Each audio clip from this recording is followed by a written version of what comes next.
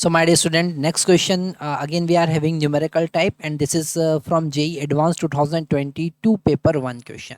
Okay, and this question also related to the projectile motion. Question is saying that a projectile is fired from horizontal ground with a speed v at angle of projection theta naught. When the acceleration due to gravity is g, the range of projectile is d. If the highest point, its trajectory, the projectile enter a different region where the effective acceleration due to gravity is g dash is equal to g by 0.81, and the new range d dash is equal to n by n into d. Definitely, if we are decreasing this, we are increasing this g, so the effective range will change. Okay, तो यहाँ पर effective range जो होगा वो हमें n times previous range का है, वो n फाइंड करना है.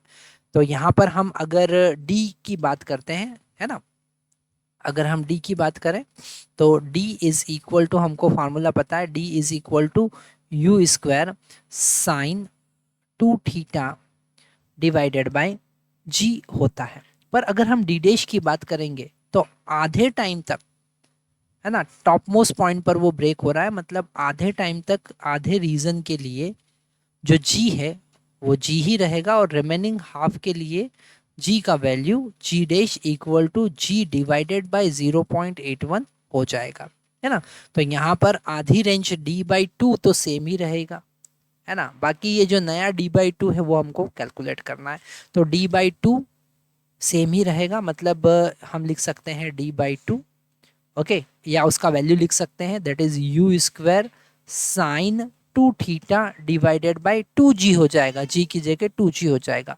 पर अगर हम यहाँ पर सेकंड पार्ट देखेंगे तो वहाँ पर g की जगह पर हमको g डैश लिखना पड़ेगा, मतलब you square sine 2 theta divided bye 2g dash, और g डैश का वैल्यू है g डिवाइडेड बाय 0.81. ओके.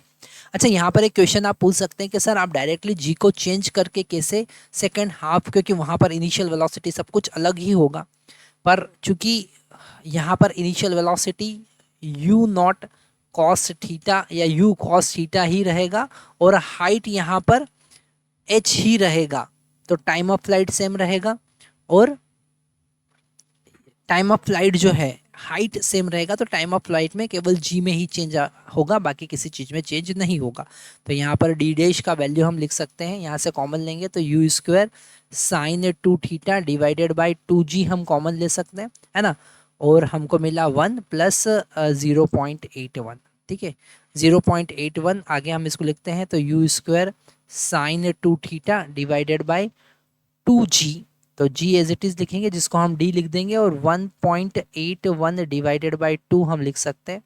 ठीक है, और ये हो जाएगा हमारा d, तो d 0.95. तो आप इंटर करेंगे यहाँ पर आंसर, n का वैल्यू जो है वो 0.95 हो. ठीक है, थैंक यू.